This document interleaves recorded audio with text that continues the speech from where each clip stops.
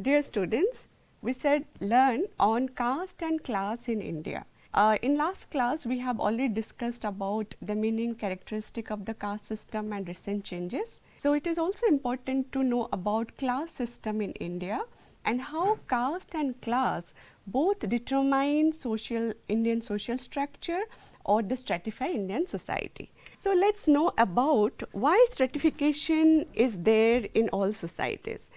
As we have discussed, the stratification is inevitable to all kind of society, and it is universal, and it is also unavoidable.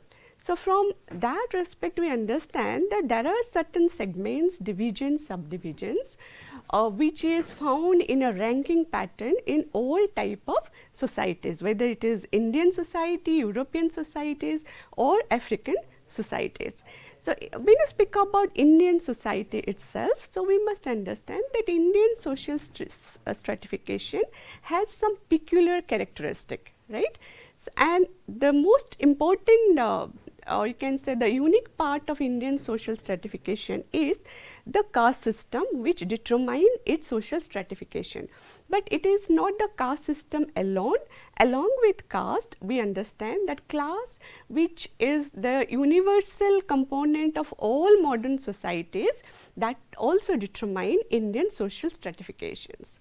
So, if you look at the social stratification from the conceptual point of view, we understand there are so many factors like caste, class, status, power, education, income, wealth. So, all those components that divide society into many segments, right, and it varies from society to society. So, which components are very influential or have major impact on the social stratification in one particular society is not going to be same in case of other societies. Okay, as in some societies, wealth, income, occupation, material position, that is being given utmost importance. So, mostly when you speak about the European societies, that is more individualistic and materialistic in the sense that class is the most important determining factor for their stratification. But in case of most of the Asian countries, in all those societies which are found in Africa or Asia, you will find that here culture is very important, collective value is very important. So, wisdom, charisma, along with the ethnic and caste position of the individual or group, that matters most.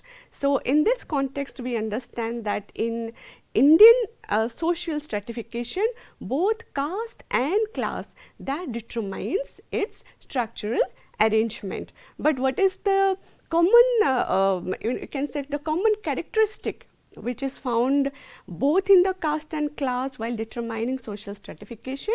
That is, it reinforces social inequality. However, we are all talking about the division, gradation, which are outcome of the stratification. So, both caste and class, that ultimately leads to social inequality, discriminations, divisions and segregation.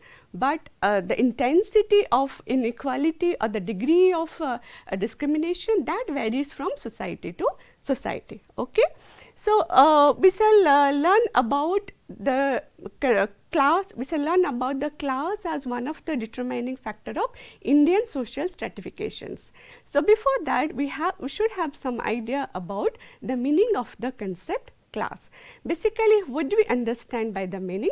It refers to a group of people with the similar social status. So, very very naturally, one thing that comes to our mind, maybe class is something which refers to wealth, income, property. Okay, so people having the same economic status may belong to the class, but sociologically the term class has been interpreted differently. So, wealth, income, property may be one of the determining factor to decide the class position of a person or group, but this is not enough. So, social privilege, status, honor, attitude, values, these are also important to provide a particular position, class position to an individual or a group. So in this context, we can take note of the observation of some of the important sociologists, starting with American sociologist Anthony Giddens. What is the meaning of class? So he says, or he defines, that a class is a large scale grouping of people who share common economic resources which strongly influence the type of lifestyle they are able to lead. So here Giddens' definition to class is based on the economic basis of the group. Okay? So that means economic resource that decides, or the property, the wealth that a person has or the group of person has, that decides the class structure of the society. Okay? Moving next to the definition of Max Weber, which is very significant to understand the meaning of class. So the way Weber defines that class is something related to similar life chances or opportunities. Here Weber is not talking about the property, wealth, or he is not simply referring to a common economic position or the situation. He talks about similar life chances or the opportunities. What do you mean by that? Similar life chances, opportunity refers to the similar conditions of living. That means as in the society there are rich people and there are also poor people. If you classify them on the basis of the wealth, then we can say that yes, the society is stratified into upper class, middle class and the lower class. But it is not always the case in all type of societies. Particularly in the Indian society, you will find that money, property, wealth is not the sole deciding factor. So here the status of the person, how much honor, how much respect that we give to the person, that is most important. For example, in our type of society, if you compare between the social position of a teacher and a businessman, so certainly we can understand the businessman is a wealthy people who have enough money, a huge amount of treasure in the form of bank balance. But a teacher, a school teacher who has a meager income, is a salaried person and who has a little income at the end of month. So here economically the businessman is prosperous, but in that sense we cannot assure in our context that businessman enjoy more status. He may enjoy a good condition of life, but more respect, honor, that is given to a teacher because it is related with a value. Teaching is something which is valued most. So for that matter, a teacher is most respected than a businessman. The businessman holds lots of money. So here Weber makes the difference between status and class. And also he added another point, that is called power. Power is also another determining factor to decide the class positions. As in the present context, to have political nexus is very important. So whether you are in political front or in economic front or in other front, if somebody has the ability to exercise his will over the others, okay, so then we say that the person is powerful, who can expect the things to be done according to his will or her desire. So status, class and party or the political linkage, all these three are determining factor to class position. So from that context, that Weber says that similar life condition which where the people enjoy all the resources or the similar life condition, then we say it as a class. Similarly, the opinion of Karl Marx on class is very crucial. How does Marx define the concept class? He says that a class is a group of people who stand in a common relationship to the means of production. Okay? So what is the basic difference between Weber's definition and the Marxian definition? Marx solely depend on the economic position of the person. Here he has counted economy as the only deciding factor for the social stratification, which is not the case in when we relate to Weber's definition, where Weber take account of the economic, social and political dimension of the person to understand his class position. Marx only take into account the economic position of the person. So, he says that class of a person is determined on the basis of his relation to the means of production. What do you mean by means of production? Though time will not allow me to give a detailed explanation to that, but simply I say that it's something related to production system. And Karl Marx has divided the society into have groups and have nots group. Those have groups, they always owns the entire production system. They have money power, they have technology, they have control over the resources, they have control over the labor power. So, they enjoy all status in the society, right? And the other group which simply give the labor for the production work, they do not own the means of production in any way. So, those have not a group, they always remain behind and they are deprived of all kind of societal resources. So, if you speak about the social stratification, Karl Marx simply has cited the example of the polarization of the classes. The entire society is divided into two classes, have and the have not. Okay, and who is going to to be included in the have group? Who owns the means of production, and who is who belongs to have not group? Who do not own the means of production. Very simple, in a very simple way, Karl Marx define the concept class. So, a man's relation to the means of production decides his class position in the society. So, he didn't think about any value aspect, ideological, religious, caste or social aspect to understand social stratification or to understand class position of the person. So, that is how we understand that a social class is an aggregate of the people who have similar status, similar rank or common characteristics. So, if you combinedly take account of the definition of Giddens, Weber and Marx, we find that class refers to those group of people who have similar status, similar lifestyle or similar social positions determined by their economic status, social status as well as political status. Okay. Now, coming to characteristic of the class system, to have a better idea on the meaning of the concept. So, what are the characteristics?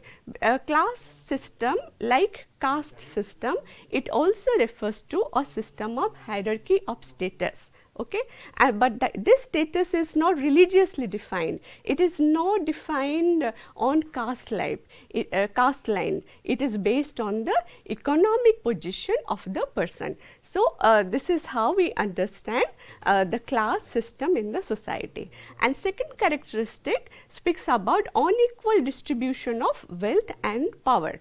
As I have told you that all those factors which determine social stratification always give result to some kind of discrimination, inequality or segregations. So, in this respect, it is quite obvious that class will be responsible for unequal distribution of wealth and power. That means, the people who are living in the society are not going to be in the same economic position, are not going to be in the same social status. So, there is unequal distribution. And then the third important component is flexible social mobility. So, class, unlike caste, is flexible, it is not rigid. So, in that case, we have to understand that a person can move from low caste to upper caste, or it can also have a reverse movement from upper to low, and that depends on the person's ability, achievement, his efficiency. It is not fixed, it is not dictated as it is found in the caste form or in the caste system. So, there is flexible social mobility. Okay? A person can easily go up. If today he is at the lower strata, then by applying all his talent, efficiency, ability, he may go up in the socio-economic positions. And class also projects achieved status. That this is what we are discussing now, that a person's status is not on the basis of his birth or his religious background or ethnic background. It depends on his own ability. So the status the person achieve in the class structure, it is not given to him, it is not prescribed, it is something that the person achieve by his own effort. And then it is related to some kind of consciousness, what we say class consciousness. That means there is a feeling of superiority, inferiority. The people belonging to one particular class, they have some degree of superiority to the class who are below to them, and some degree of inferiority to the people who belong to the class above to them. So there is some degree of class consciousness, and that is a typical lifestyle with distinctive culture. That means each class had its own distinctive culture. They want to project themselves in a typical manner so that they will retain the class identity. So it is linked to typical lifestyle and distinctive culture. Similarly, as we discussed that in class structure, feeling of superiority and inferiority, it attached to it, and class consciousness, which gives an awareness that they belong to their belong to a particular class group. Okay.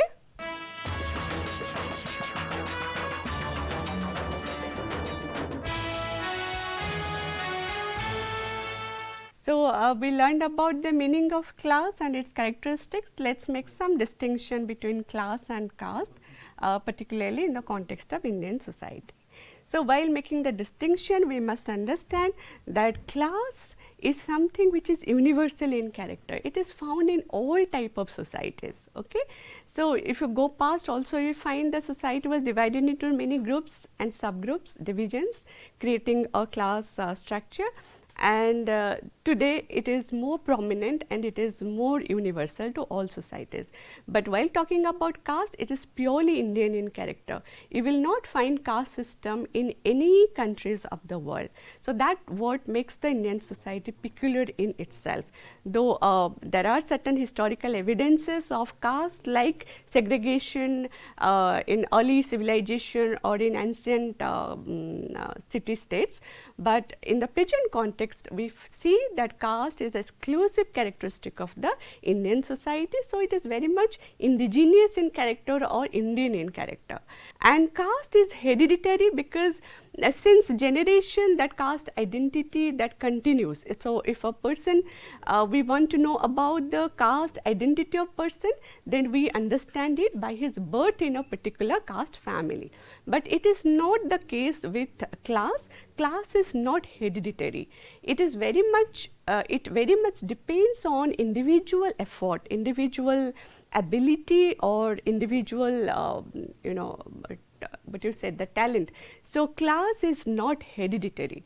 Caste, it always refers to social status of a person, because it is linked with privilege, honor, a social position. But class is not like that. Class simply refers to economic status. Though economic status, of course, it demands respect, honor from the society on the basis of their class position. But that economic position is mostly or primarily that depends on the material position, income, wealth, all those, the economic aspect of the person. And caste is very rigid and closed. One cannot simply change his caste background. So throughout the life, a person is expected to go with the caste identity. It's not going to be changed. But in case of class, it is changeable. One person, if he earns 5,000 and belong to a lower strata of the economic structure, he may go up by his ability, by his effort, and may turn to a big businessman or may turn to that is how he become a rich person and earn a lot at the end.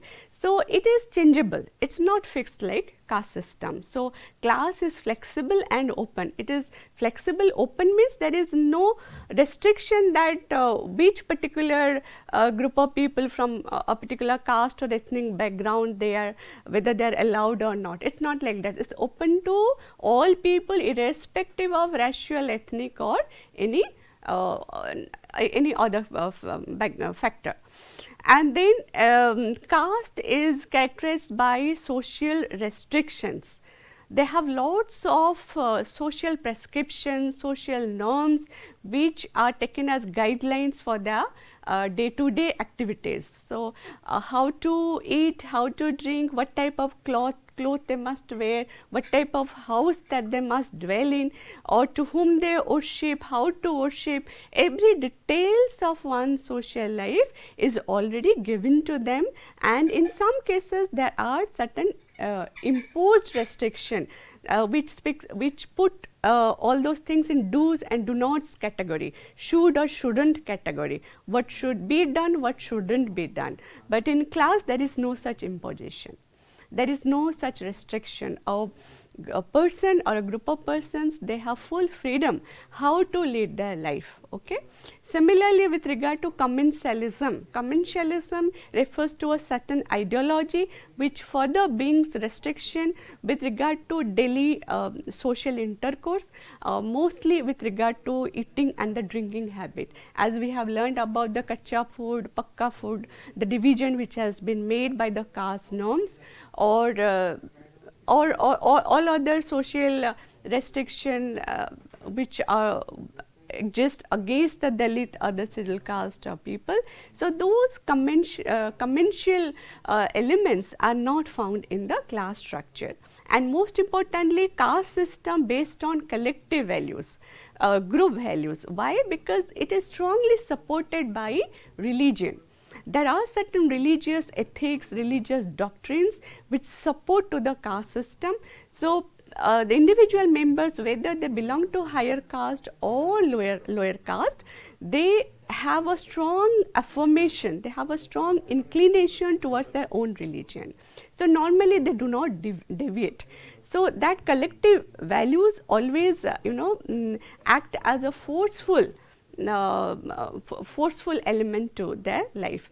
But in case of class, we find that these values of individualism, as it focus on the individual ability, individual effort, so the values of collectivism is very much replaced by the values of individualism in case of class. And that individualism, that value is very secular. It is not supported by any religious doctrine. So the secular character of class make it more open and flexible, whereas the religious character of the caste, it make it very closed and rigid. Okay. And for that matter, because class based on the individualism, so there is achieved status. So a person who is going to achieve a status by his ability, right? But this is not the case in case of caste system, because it rests upon the collective values. So whatever has already been dictated, what has already been given, that is simply to be followed, that is simply to be adhered. So the status of a person is ascribed in nature. That means it is already given. Your person need not to effort a lot, simply he has to accept it. And the occupational structure in the caste system, which is linked to it as the economic dimension of the caste system, is also fixed and hereditary. Here also a person has no choice which occupation that he is going to take up in future is already defined by his caste background. But in case of class, it is open and secular. It is not defined. It depends on the individual's interest, the ability, and that's why the whole thing is secular. When you are speaking about all those jobs and employment opportunities in the industrial world or the business world, it is not religiously defined at all. So class has a very open and secular occupational structure, and caste has a fixed hereditary occupational structure. Okay. So moving to next, let's learn about class system in India. Okay, we know that caste has been a major determining factor to Indian social stratification since long, and it was very dominant. Now also it is dominant, but what is the change? We see that like caste, class is also playing a very significant role in determining social stratification in our society. So, what led to emergence of class in India? That is also an interesting topic to the discussion. So, we have all these major characteristics what we see on the slide, that industrialization, urbanization, new legislation, land reform policies, bureaucratic administration, modern education, or opening of new market, expansion of transportation and communication, all these factors or the forces of the modern society are responsible towards emergence of class structure in the Indian society. How it is?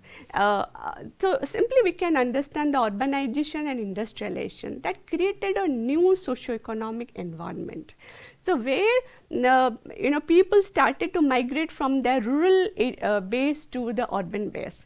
As you know that a village community or a rural community is a strong preserver of our traditions. But when they migrated to a new place, urban place, and those people, they came to the urban place from different corners with different cultural or caste background, they started to stay together. They started their lives together.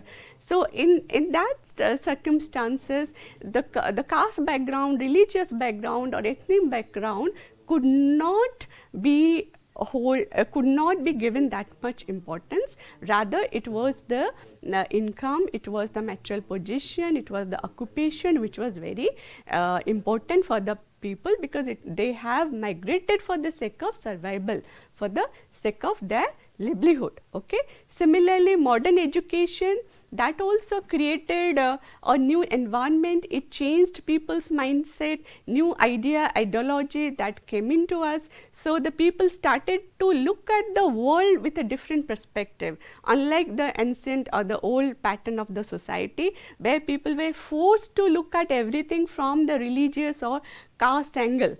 But modern education that opened their mind and that allowed people to look at the society from a very scientific and the pragmatic way. And also modern education is linked to employment and occupational opportunities. So, a person who is highly educated, definitely he is assured to get a good good employment opportunity, a good job future.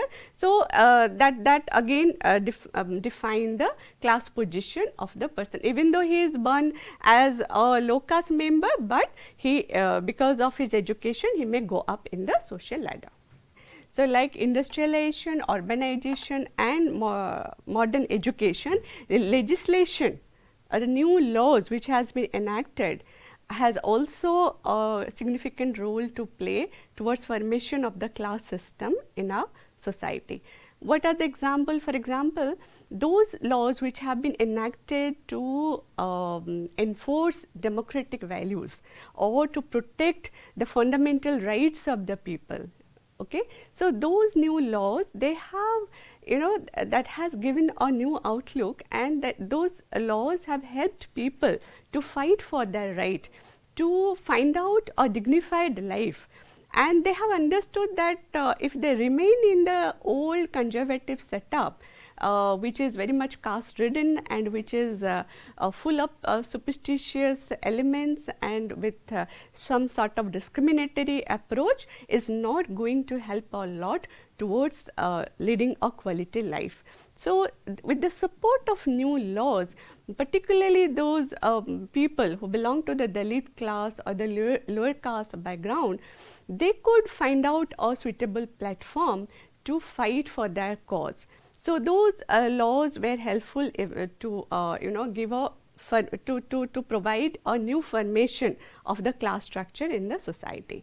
Similarly, we can speak about the land reform policies. So land reform policies which started during colonial period and continued till the late age, it basically redefined the relationship between between landlord and the peasant. So those peasants who were landless, they were but they were cultivating on the land.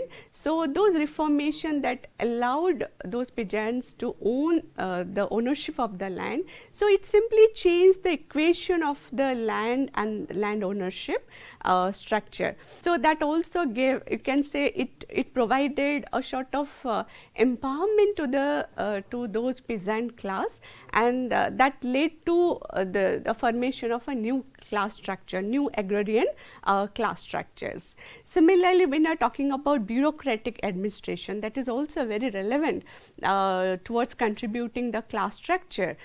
It started during colonial period because of their administrative work. So Britishers, they started to appoint educated Indians in their offices, okay, in order to carry out various administrative functions. So new class structure that emerged, new professional groups also came to the front, like the profession of doctors, the profession of bureaucrats, the profession of the teachers, the profession of the clerks. So new type of occupation, new type of jobs were created, and for that matter, you know, it altogether defined a new social setup.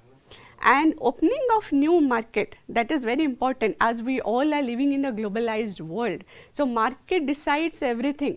So whatever we are doing, keeping in view whether it is going to work or not, whether it has value in the market or not, right? Even the people are learning things in the classroom. So whatever they are learning, they are also keeping in mind whether they can use their knowledge in their future life or not, to be mostly to be economically independent.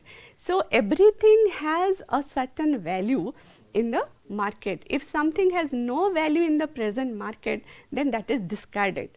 So my point is that focus has been shifted. The focus on tradition, focus on caste, focus on religion, that has been shifted to new opportunities, new classes, new aspiration, new hope. So all those things has been given by modern educations and the new structural pattern that is in continuation since post-colonial period. Okay?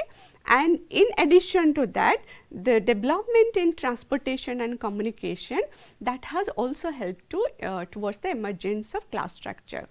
With the improvement in transportation, people from different corners of the country, they could come to know each other as it accelerated the process of movement. So people from one place moved to the another place. So that kind of exchange process, the interaction process, that got intensified. That means it happened more and more. So with more communications, there is less gap. So the ritual distance, the ritual concept of purity and pollution could not be maintained. Again, in the Indian context, that caste importance that lost its grip, and a more focus was shifted to the economic achievement, educations, holding power and going up in the social hierarchy on individual ability. So all those forces of the modern society which rest upon individualistic value, egalitarian values, democratic values, that helped towards the emergence of class system. Moving next, we shall learn about rural class structure and urban class structure. Though we know that class structure is one of the important component to Indian social structure, but there is a difference. The difference is between rural community and urban community, because it is not same. We know that society is very complex in itself. So what are the component of the rural class structure? So we see that the jamidars, the landlords, they hold the topmost position in the rural class structures. Here now we can speak about those people who hold a large amount of landed property. So they do not cultivate on the land, but with the support of the labor class or the peasant class, that they make cultivation. So the major share of the profit that goes to them. Then comes absentee landlords. So absentee landlords refers to those landowners who are directly not in cultivation, who are not managing the whole thing.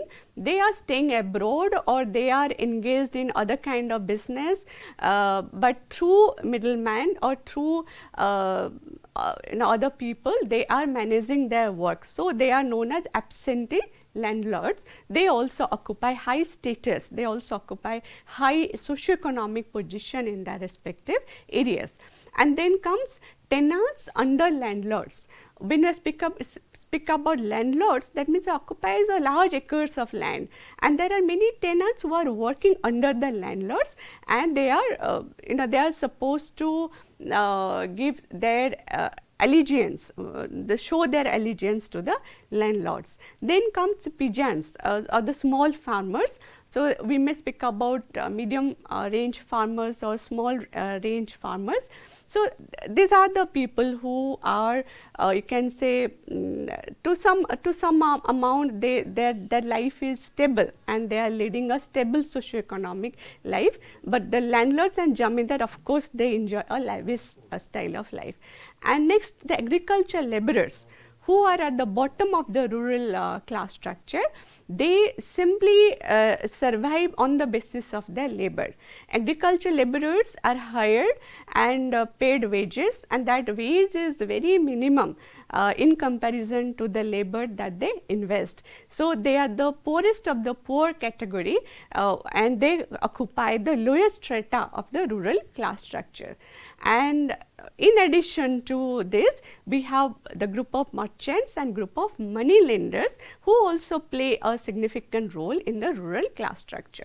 Coming to urban class structure, we know that urban community that provides lots of economic opportunity or new type of jobs, new type of skill. So on that basis, we find the urban class structure. Here at the upper strata of urban class structure, we find the group of capitalists, industrialists, businessmen, financial experts and advisors. They always control the market. They are the sole decision making bodies with regard to the economy or the economic process of the community. And then comes skilled and unskilled laborers who are working in the official setup, in the industrial setup, or in other houses. So those skilled laborers who are educated and are empowered with their skill and the technique, unskilled laborer who simply work manually without a particular skill. So they are less paid laborers. And apart from them, we have petty traders and shopkeepers who are in small kind of business and earning for their livelihood. And apart from all this, the most important component in the urban class structure is the professional group, the people who occupy a particular class position on the basis of the professional skill. So here we may refer to the group of doctors, technicians, engineers, lawyers, even politicians, journalists, managers, event manager, bureaucrats, educationists. Okay, so all those people are professional in the sense they have a certain skill, and that is the source of their livelihood. And they are specially skilled, and they are in that profession to carry out their business. So urban class structure has this image. Okay, moving to next, caste and class nexus. So far we came to know about the meaning, characteristic, emergence and of class system, and also differences between caste and class in the Indian context. But it is very important to discuss on the caste-class nexus in the society. Though caste and class seems opposite to each other, as we discussed while discussing the differences between caste and class, but surprisingly they are very cooperative and supportive in the Indian context. So it has given rise to caste-class nexus. Okay. If you go to the conceptual differences, we understand that caste and class are polar opposite. They do not meet. They mutually exclude each other. But in the actual scenario, there is a parallel growth of the caste and class. It is not that caste stands opposed to the class system or class has no link to caste in the Indian context. We know that class represents a democratic society having equality of opportunity, and caste is just reverse to that. So, from that respect we understand that caste and class are polar opposite to each other, but this is not the case. Why? Because caste and class, they mutually rather assist each other. If you look back, we find that there was no class system in ancient India or during medieval period. It was very much submerged into the Varna model, or it was submerged into the caste model. So, what caste division was there in ancient India or medieval India? That was presenting the class model of the society. So, both caste and class, as we know, that it jointly give rise to inequality and hierarchy. That is the commonness between caste and class. But as we understand that class is achievement oriented, but caste is very much ascribed one. But in the Indian context, that achievement and ascription was very much intertwined, was very much mixed with each other.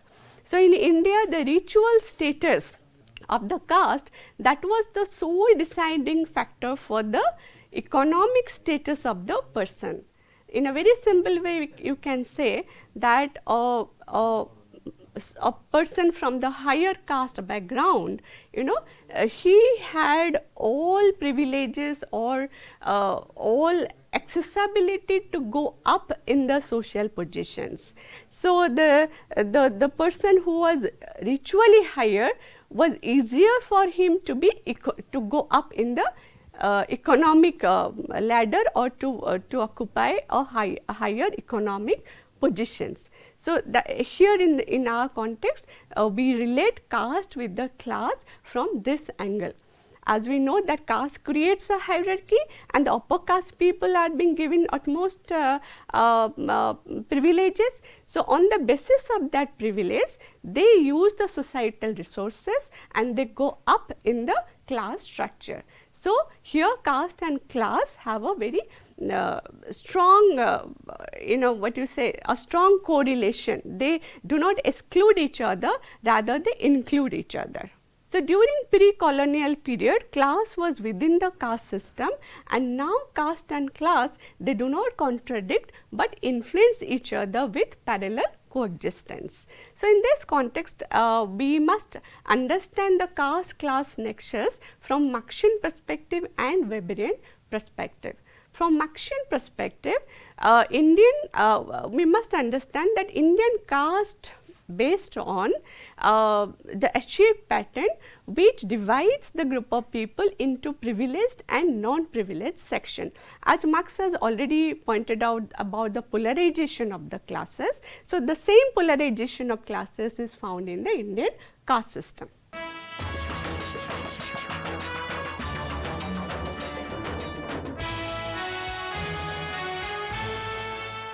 So, if you apply Marxian idea to understand class structure in the Indian society, it is clear that we can also polarize the entire caste system into two class groups, like the privileged and the non-privileged. Okay? Why? Because upper caste people, they have always used the resources for their benefit, whereas the low caste people, they have always remained behind, or as a deprived section, or as Dalit. So, from that perspective, we can make the distinction, the entire caste structure into two class group. One is the privileged and another one is non-privileged. But Marxian ideology cannot be fully applied to understand the Indian class structure. The reason is what Marx has talked about, the future class struggle. It is not possible in the case of Indian Indian situation.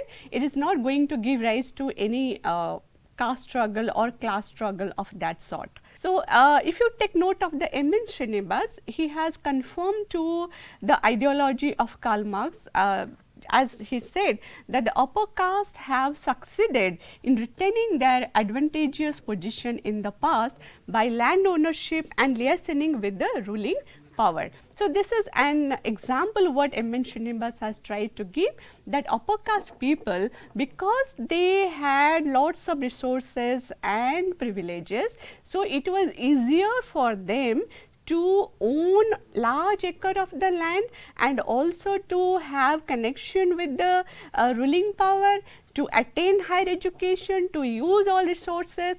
So, the persons belonging to the upper caste could easily shift their base to the upper class of the same society. Okay. Now, moving to the next, that what we are talking about, the upper caste, those who have taken advantage of the modern education, they have progressively moved forward. They could westernize themselves while joining the new ruling class like the political party or bureaucracy. You know, in the present context, who are the rulers? The rulers who are politicians, rulers who hold the topmost position in the bureaucracy. So, if the question will come, who are occupying that topmost political position or topmost bureaucratic position, it is the upper caste people, right. So, all those upper caste people who had the access to the societal resources, they could easily move up in the class positions.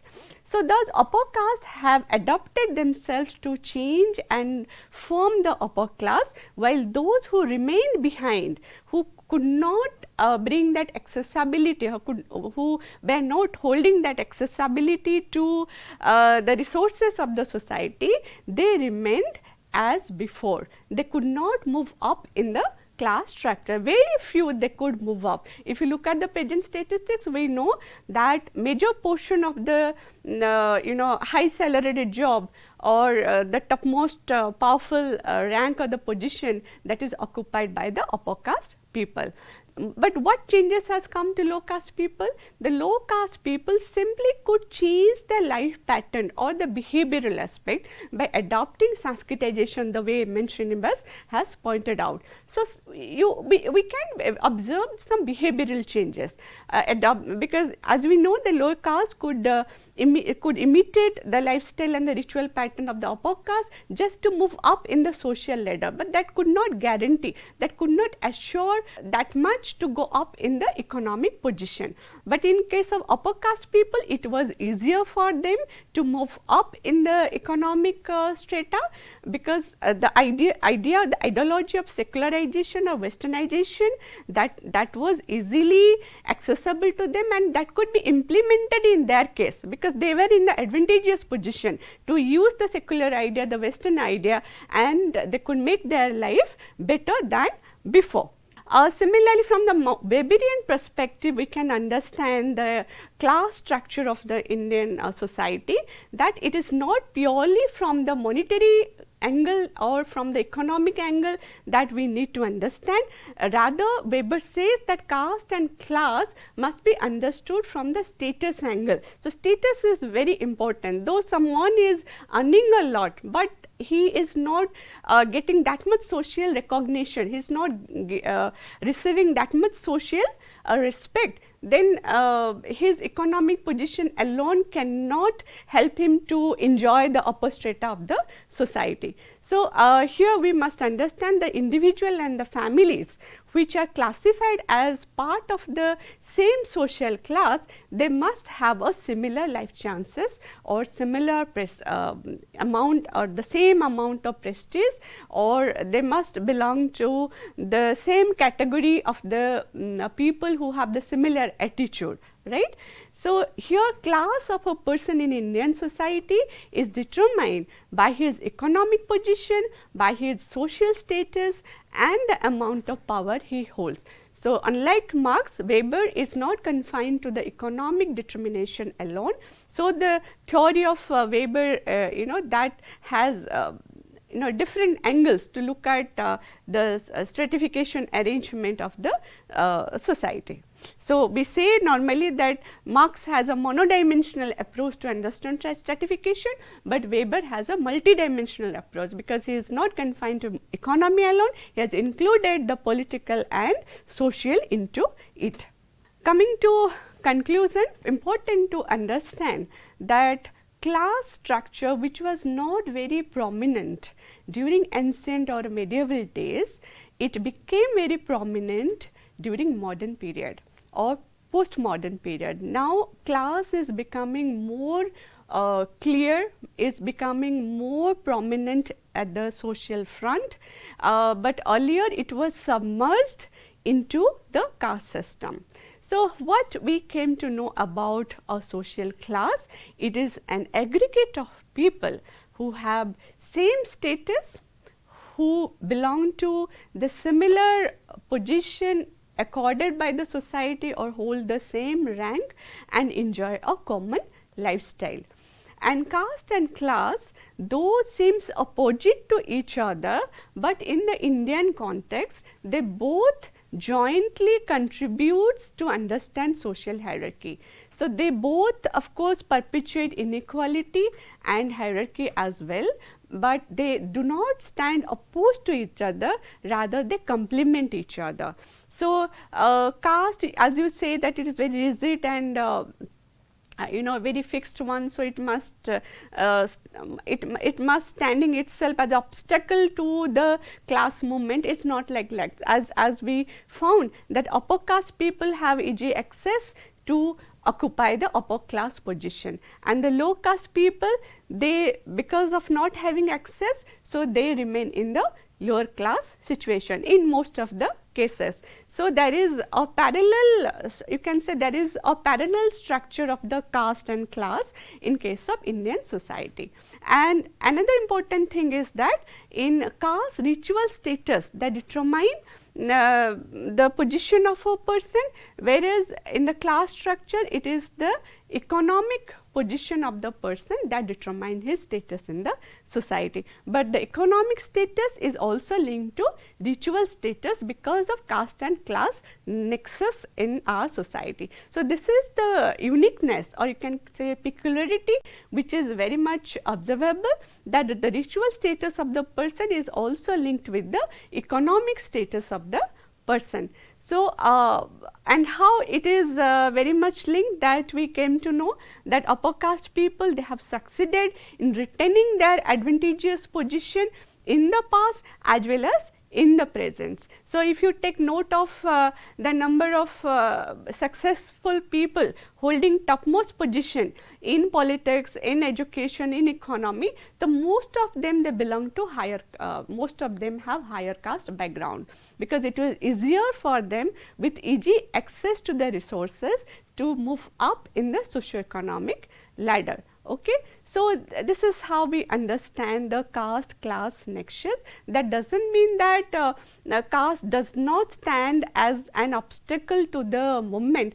When you compare between rural community and urban community, we find that in the rural community, caste still play a role of obstacle towards the free movement of the individual in the socio-economic position, because there is importance of the joint family, there is importance of authoritarian rule, there is importance of caste norms. So, somehow the flexibility which is expected in the Indian class structure, it is somehow it is missing in the rural structure, but it is in the urban structure, it is very open and flexible. So, both have their continuity in the social hierarchy while influencing each other in the Indian society as well.